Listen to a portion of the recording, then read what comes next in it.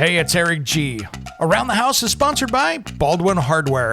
For 75 years, Baldwin Hardware has been known for its first-class quality and craftsmanship in door and cabinetry hardware. As an alumnus of the Baldwin Hardware Design Council, I can say I have seen the details and quality from design to the finished product. If you're looking for a new style and old-world craftsmanship, I can tell you there is only one Baldwin Hardware.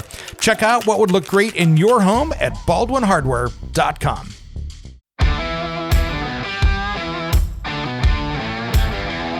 It's Around the House. Now, we've been talking about the problem out there in the quartz countertop industry, and it's getting banned in Australia. And so that has become a big deal. And some of the part of the deal that we're running into here is workers, of course, getting hurt like we were talking about with silicosis.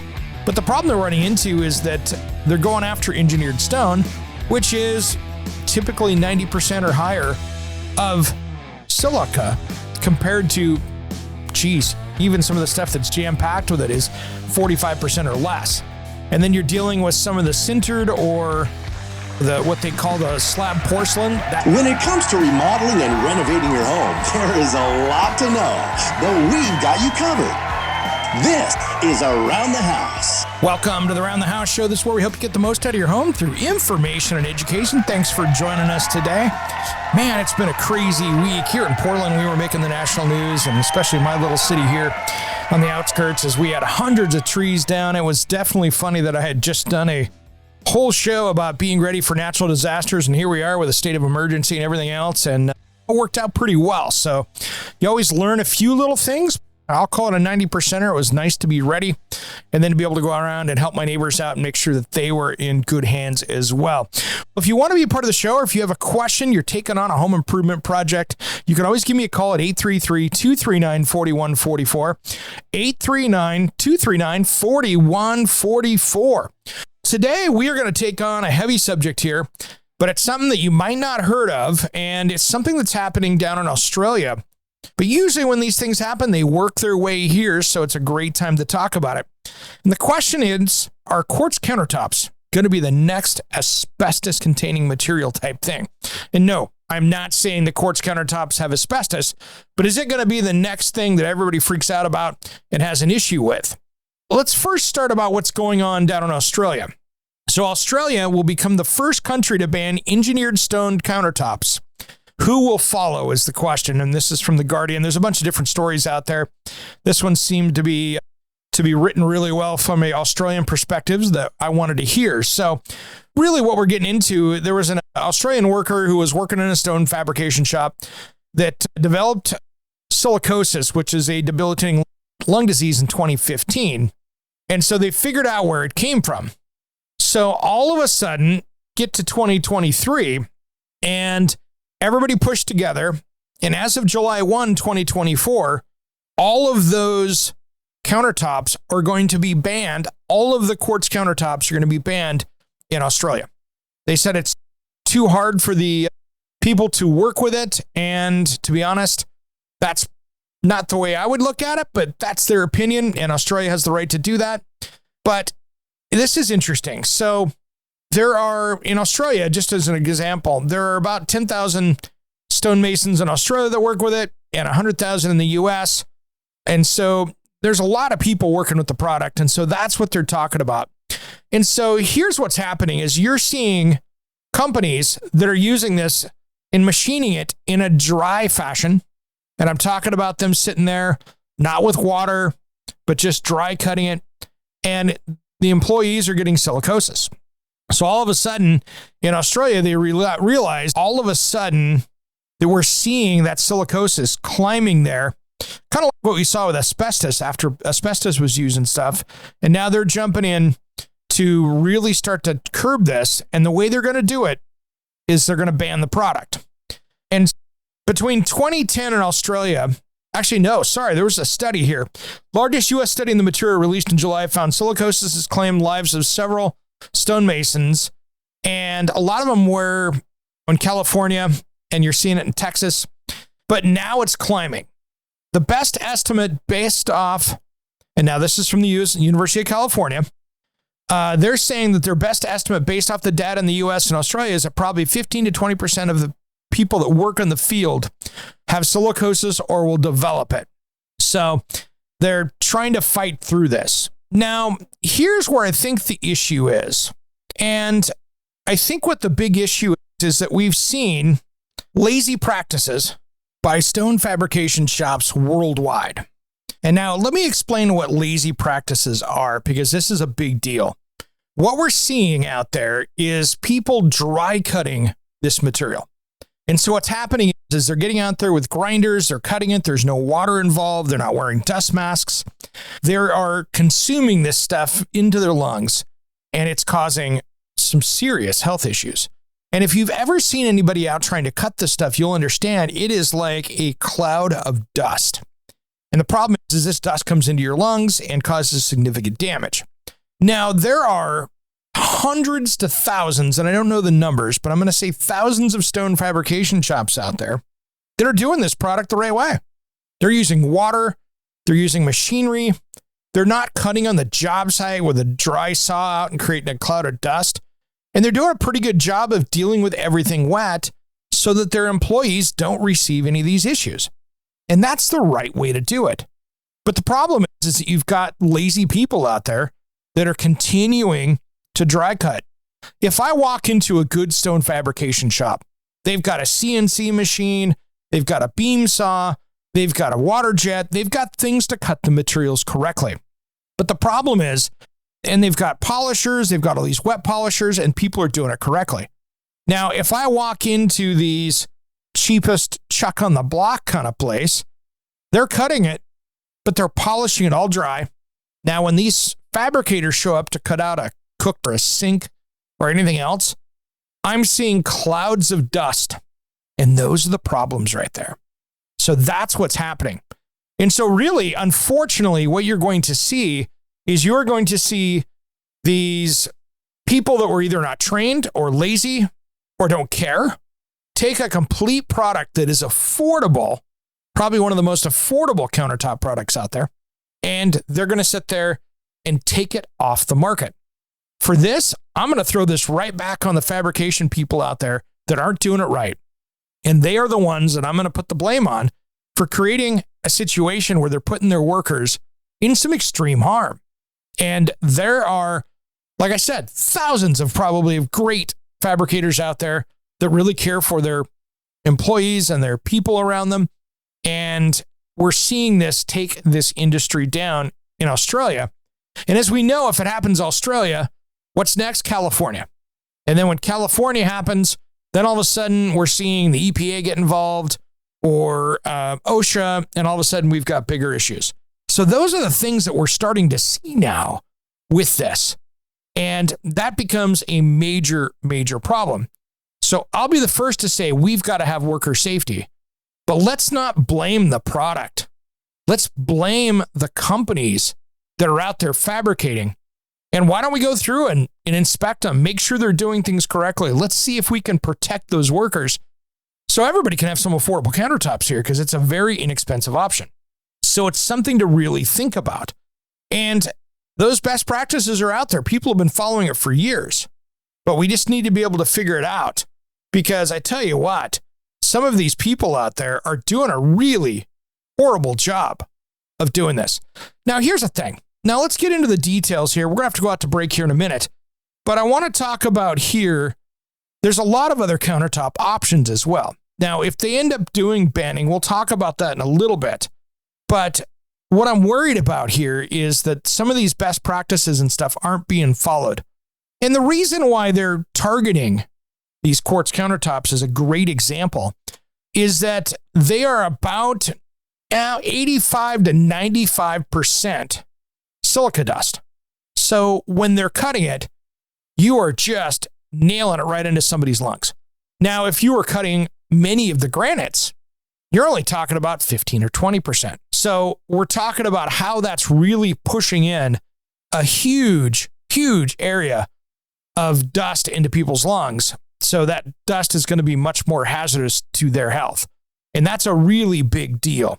So when we come back, I want to talk a little bit more about what's going on here and some of the alternatives, as well as some of the differences between where materials are coming from. And we'll do that just as soon as Around the House returns. Don't go anywhere.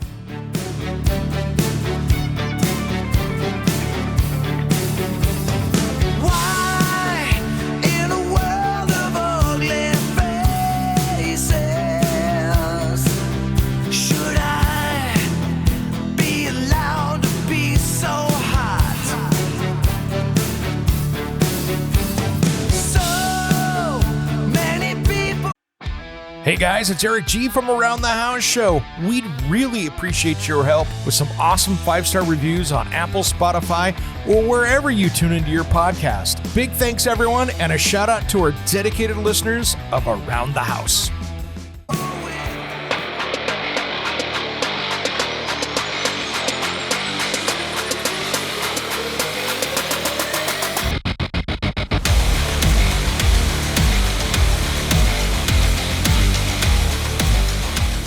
Welcome back to the Around the House Show. This is where we hope to get the most out of your home through information and education. Hey, if you want to find out more about us, head over to aroundthehouseonline.com, and you can find out more about the show there, including all of my TV clips and videos that I've been doing. We have been doing a ton of stuff for the television show, and we do, 6 or 7 segments a week, and we are coming up on our 1-year anniversary. So you do that times 52 weeks, and guess what? We got a lot of videos sitting over there.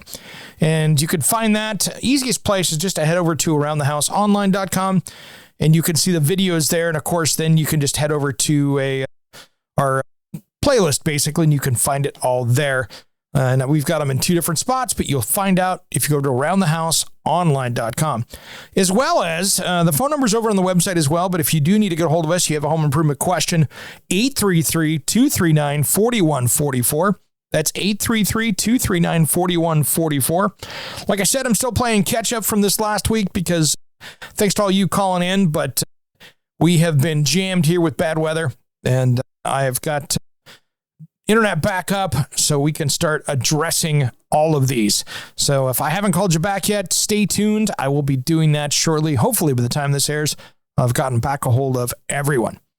Now, we've been talking about the problem out there in the quartz countertop industry, and it's getting banned in Australia. And so that has become a big deal. And some of the part of the deal that we're running into here is workers, of course, getting hurt like we were talking about with silicosis.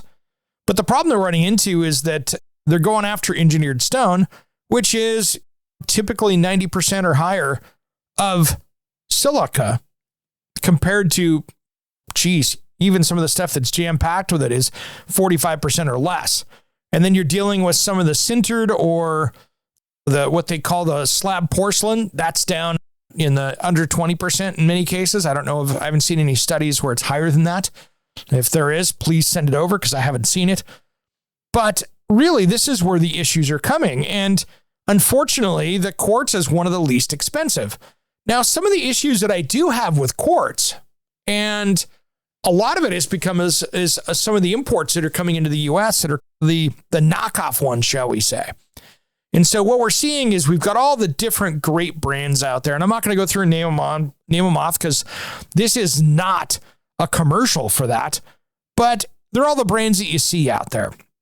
Now, when it gets a little sketchy is when you're seeing the stuff that's getting imported in. Maybe it's a house brand for a company. They've named it their own. Or it's some of the brands that are coming in out of Southeast Asia. And I have no problem with materials coming out of there. Would I prefer to be made here in the United States? Hell yeah, absolutely.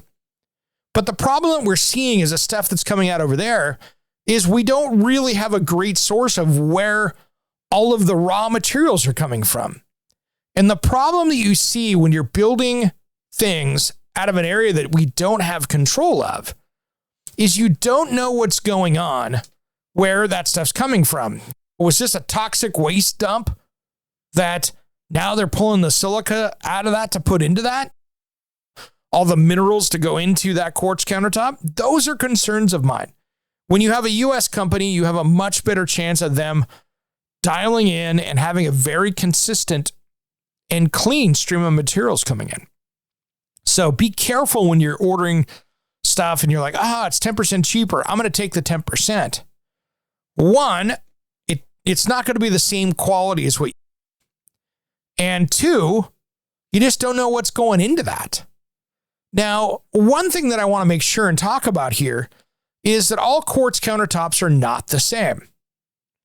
Now, you're seeing stuff with high material content, where it's got very minimal binders in it. That's usually a higher grade product. But when you start to get into the budget brand stuff, that's where I start getting worried about it, because there's materials that are going in there. One, you don't know what it is. Two, they've got lower quality binders. It's like a low quality epoxy, shall we say.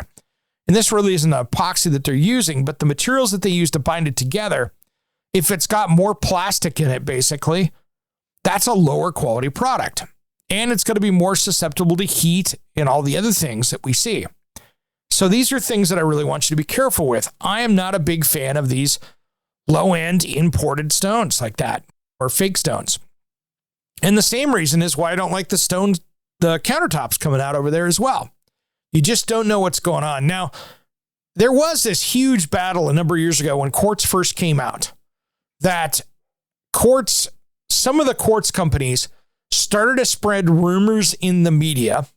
And I'm not going to name names here because I don't want to get drug into some legal thing. But basically, there was a whole news story that went out and hit the news wire saying, hey, there is radon in granite by Quartz. And I thought it was a pretty low blow at the time. I thought, wow, that's not cool, because there's not really any science that stands behind that. And if radon was coming in, it would be so tiny, it would just not be an issue. What would be a bigger issue would be chemicals that were maybe soaked into that granite, something like that I'd be more concerned about. But really, that was just a marketing ploy to get some bad news for the granite industry. And ironically, this is what's coming back. Now, if I was a quartz manufacturer, how I would do that in the United States is I would say, I'm only going to sell this to my certified installers as of June 15th or something. Name a date, I don't care. And then what I would do is I would make sure that they're all using the best practices to do it. And I'd have those reps popping in, popping out, and I would want to see pictures of the shop. I want to make sure that everybody is a quote unquote certified installer, so they're not hurting or even worse, killing workers. And if those reps went around and dealt with those, I think we could nip this in the bud pretty quickly. And the quartz would be an option for people out there. Now, I'm seeing, when I dug deeper into this subject, when we're talking with people like, I'm not going to name names on this, but I just wanted to, I talked into a bunch of industry experts, and we'll leave it at that because they're attached to companies that I don't want to be naming names here because it doesn't help the story, and I don't want to tie them into this subject. But talking to people that I know, they were saying that in Australia, some of the side story is what happens when people want to get rid of those quartz countertops. They might have to go in and abate those, which I think is excessive, because if you break it, it just snaps. It's not like it's this big dust cloud. It's not like it's asbestos in drywall dust that you're sanding or something crazy like that. This is just a hard material that if it breaks, if they're doing demo day, it's not that big a deal. Does it need to be abated in my mind? No. The other issue that we see with people with silicosis, and we'll talk about this coming up into the next hour here. We're not going to do the whole show on this, but we're seeing issues out there. You're going to see this now with construction workers that are doing earthquake retrofits. They've had for a number of years now rules for drilling into concrete, because concrete has it too. Granite has it too. All right, when we come back, we're going to talk about the best ways to handle this so you can do this safely just as soon as Around the House returns. Don't go anywhere.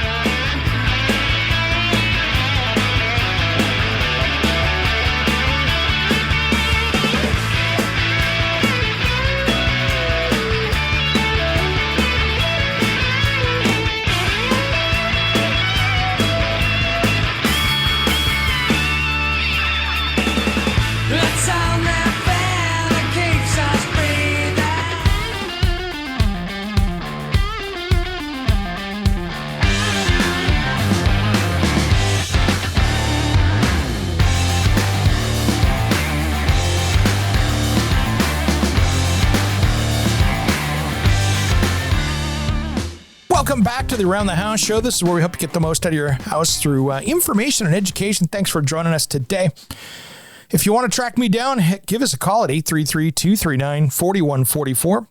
That's 833-239-4144.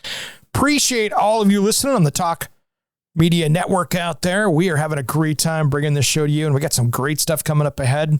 You just hold on to your seat. If you want to track me down, give us a call at 833-239-4144. That's 833-239-4144. Now, we've been talking today about the Quartz Countertop ban that's coming to Australia. And is this really going to be the next Asbestos? And I wanted to go back here, if you're just joining us, to really where this comes from. So silicosis, and this has been seen for a number of years. This isn't something new. And it's something that you really saw change in concrete workers a number of years ago. People that are out there drilling, fastening, and cutting concrete. I don't know about you, but I can't tell you how many times in the last couple of years I've been driving down the road. I'm cruising through a construction project, and there's somebody there with a hot saw cutting through into a sidewalk or a curb, and there is dust everywhere. That dust everywhere, that is one big, fat OSHA violation. That is something that if there was somebody driving by, they'd be over there getting the name, job site information. There'd be a fine coming that way in many instances because you can't do that anymore. And that's a reason why a lot of these saws now come up with water attachments to them.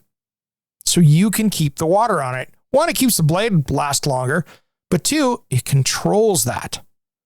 And so you're seeing that. Now, if you're going to be working this, and this is something you can do, you can get a lot of silica dust in you from just drilling into concrete. And yes, I know there's people out there going, oh, it's beach sand, who cares? I get that. But there's people dying. There's workers dying. And it's documented. There is no debate that this is killing people. And it's something that I want you as a homeowner, if you've already got some lung issues, or if you're somebody out there working in the trades, there's tens of thousands of you listen to this on the radio that are tradespeople out there. So I want you to know that you should be asking questions about this to make sure you're safe. Now, a number of years ago, 5, 6, 7, 8 years ago, you started to see the tool companies dive into this. Vacuum attachments for their SDS drills, vacuum attachments for concrete grinders, going into HEPA vacs. And there's all these things that came out of that whole table one, which we're not going to dive into that because it's super boring radio. But we're going to talk about that at some other time when I can figure out how to make that interesting. But here's the thing. This is one of those things that if you're drilling into concrete, maybe you're putting up a basketball hoop, just get some water, get a hose over there, keep it wet. If you're cutting a hole in concrete to put a footing in, get that rental tool, hook the hose up to it. If you're drilling a hole in your countertop to put a soap dispenser or garbage disposal or a glass rinser, just get it wet. Keep it wet. Make your tool last longer that you're cutting with, and you're not going to have to worry about that. It's the dust that gets you. So that's the thing I want you to really pay attention to, because those are the things that can really get you in trouble. Now, I think we're going to see coming out, we're going to see, some of the people that you really worry about in this industry. For instance, people that work for foundation companies. Many times, those employers will send those kids down there, male, female, down into the crawl space, and they're attaching that foundation to the footing, the footings, to the posts, to the sill plates, all that stuff. And they're having to put in expansion bolts or bolt in an epoxy bolt in, depending on what the engineer said. They're having to bolt this stuff. So they're down there drilling 40, 50 holes. I tell you what, there's a lot of people down there when no one's looking, they're drilling away. And it's uncomfortable in a crawl space to wear a respirator. It's uncomfortable and hard to drag a hose from a vacuum system all the way over there, keep it hooked up to the saw or the drill or whatever. Those are the people I'm the most concerned about. I get it with the countertop workers, but this is where we're going to start to see that. So Again, if you've got friends, family, spouses, anybody out there, just make sure they're safe. Make sure they're operating it correctly. Now, one thing I wanted to talk about here, this is an important one. If you have hired a countertop company to come in and do your fabrication, and you see them out in your driveway, your back porch, and they're dry cutting that slab, tell them to stop. Get on the phone. That shouldn't be happening. They should be out there using water. And because here's what happens when you do a countertop, for instance, many times, because let's say you're putting in a double bowl sink, most common thing in kitchens today, or a big single sink, doesn't matter. What they will do is they will cut out most of that sink, but they'll leave a few tabs on there because that will actually make that stronger right there. Because you don't want that little front and the little back to break when they carry that in there. So they'll leave the piece in there, set it in place, or they'll cut it out in the field before they carry it in. So the problem that you run into with that, when they do that, is if they're not out there cutting it with water, that's where the problem is. And then all of a sudden you got that silica dust. Maybe it's in your grass, maybe it's on your plants, maybe it's around there. That stuff goes everywhere. Same happens with people out there that are repointing chimneys, that kind of stuff. They need to be using vacuums. They need to be doing all that stuff. So if they're up there with a grinding wheel, there better be a dust attachment to it with a HEPA vac on the other side. Then you've got something that's going to be healthy for you and everybody else. I know people that have gone out of town and said, hey, I'm out of town. I've got this mason coming by. And they came in, ground out all the stuff, repointed the whole chimney out of the 1930s house. They got back Sunday night. Looks good. Goes, oh man, there's a lot of dust everywhere. What's going on? They weren't there to see it, nor did they have a camera system to see. Monday morning, OSHA inspector comes up, starts looking around, going, who did the work here? Because there's a lot of dust. Now, they couldn't find them because they weren't there during that time. But if they had seen it, that would have been a whole job site stop and a whole big mess. Here's the thing I want to talk about here at the end of this one here, this segment, and going into the next one. What are some better materials if it's a concern for you? Now, it's only a concern for me. This is up to everybody. If I've got a bad installer, you're not going to have any risk in your house that I've ever seen. There's not a study that shows it. I've looked that says you have any risk of this being in your house. You're not grinding on it. You're not cutting it. You're not doing any of those things. So that's what I'm worried about with all of that. So make sure that you've got that, but you've got some other choices out there. The other choices you have out there is real stone, granite. That's going to be under 45%. I would stay away from quartzite, which is different than quartz. Quartzite is a natural stone. That's one that's high in silica dust. The sintered or porcelain slab, I think, is a great option. That's down in the low under 20% silica dust. So these are all great products out there that you can use and are very durable and will last a heck of a long time, just like the other materials. I put in the porcelain, slab porcelain. I put in the DuPont stuff. And I tell you what, I love that stuff. It has performed. It has taken everything we've thrown at it. I even dropped a beam when I was setting it on my kitchen outside, in my outdoor kitchen. Dropped it off my shoulder, knocked me off the ladder, landed on the countertop, didn't break it. That's pretty solid. And if it'll take that abuse, it's going to take anything you can throw at it, which I like. If you want to track me down, give us a call at 833-239-4144. That's 833-239-4144. All right, guys, we'll wrap this up when we come back. When Around the House returns, don't go anywhere.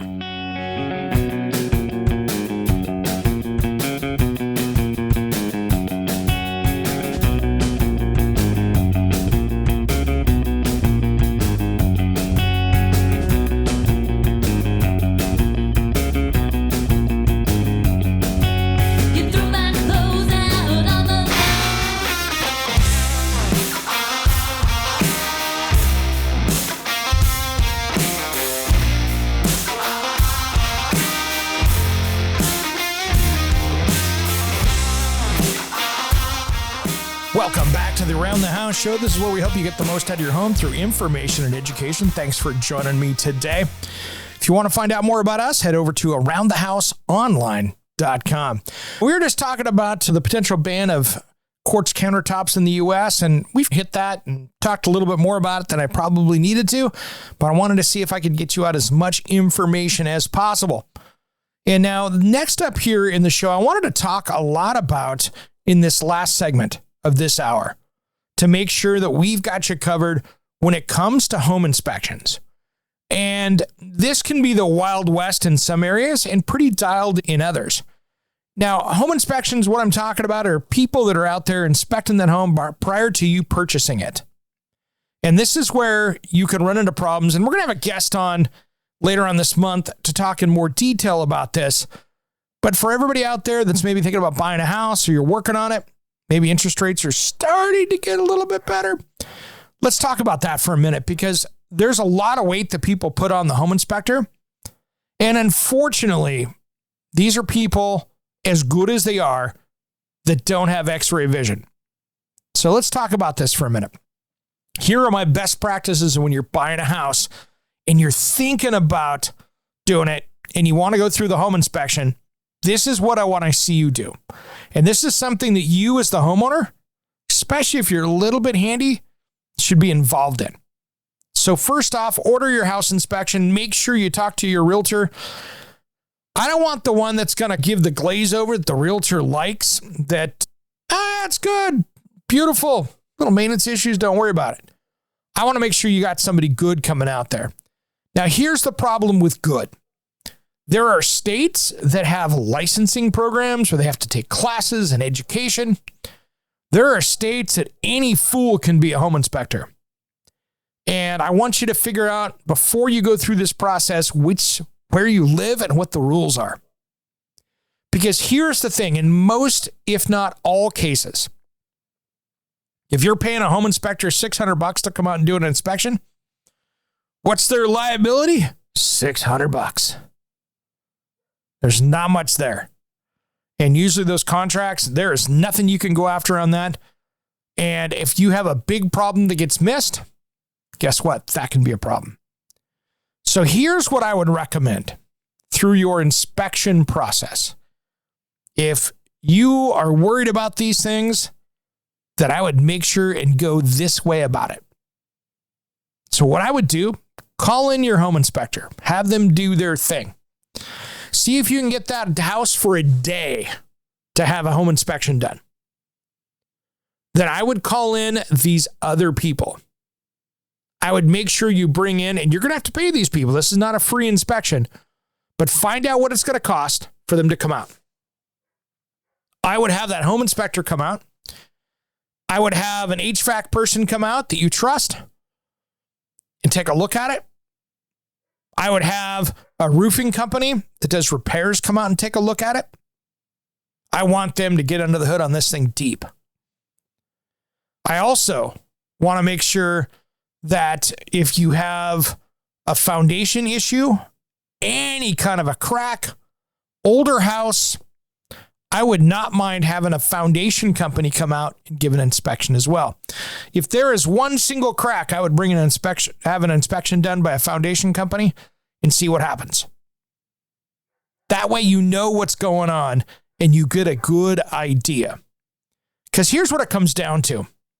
When you're looking at a house, what are some of the biggest ticket items? A brand new roof, new HVAC system, and dealing with water in a basement, water in a crawl space, or a damaged foundation. Those are three of the big ones right there.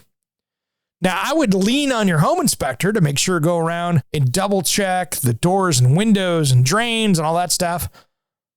In my area, and this is part of the thing I want you to understand, some states, some areas, some wherever you're at, will require a pest inspection done. That's another one that I would have done. Make sure that you don't have any other issues. And then if you're worried about an old home, this house is built over 30 years ago, would not be bad to have a sewer line inspection if it's not included in your deal. Like in my state, a sewer inspection It's required for the bank. That's required of the process.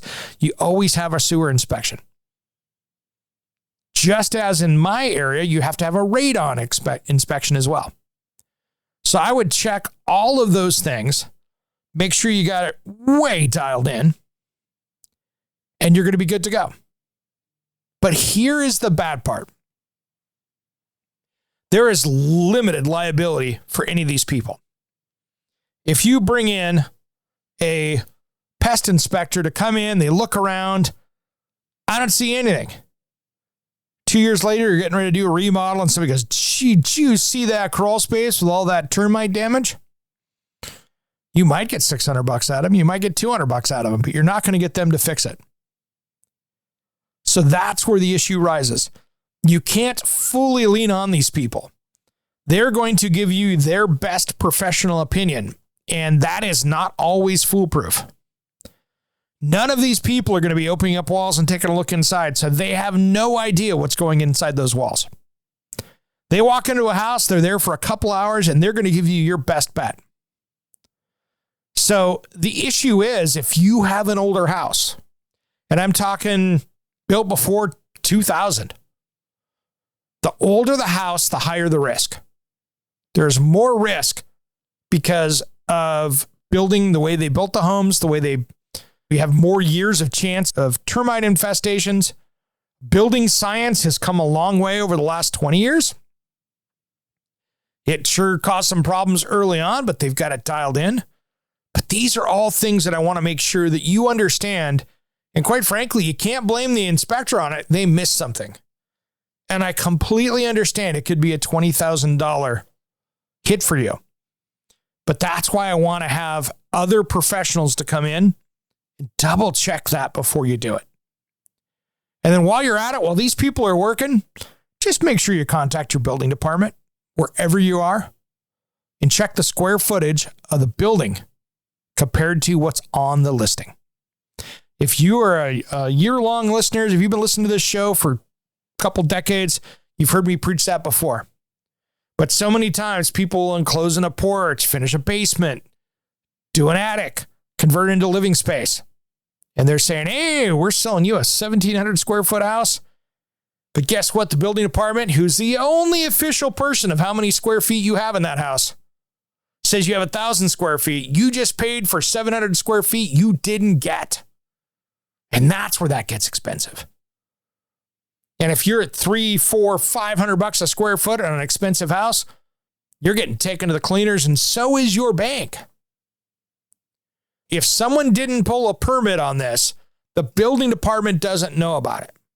And if the building department doesn't know about it, that space doesn't exist.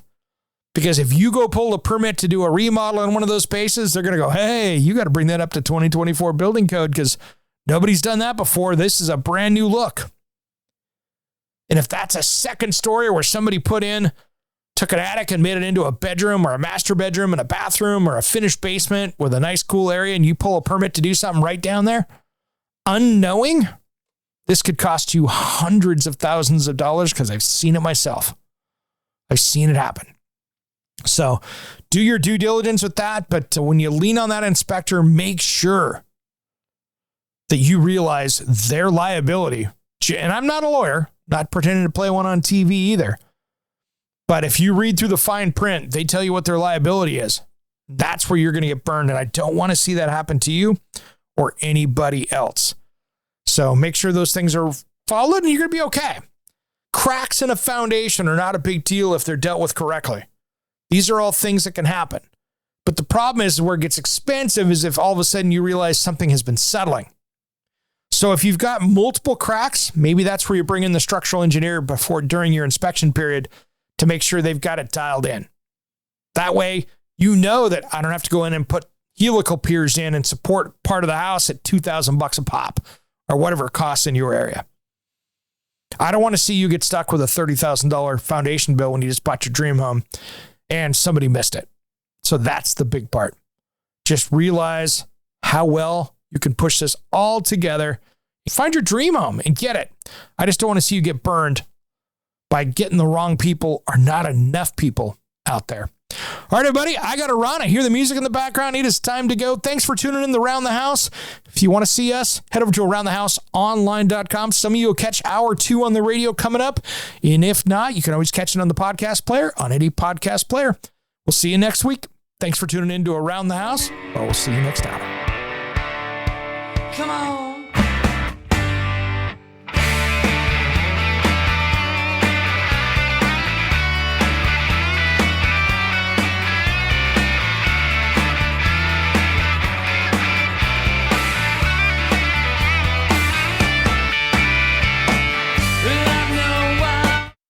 Hey, it's Eric G. from Around the House. Are you planning a decking or siding project this year?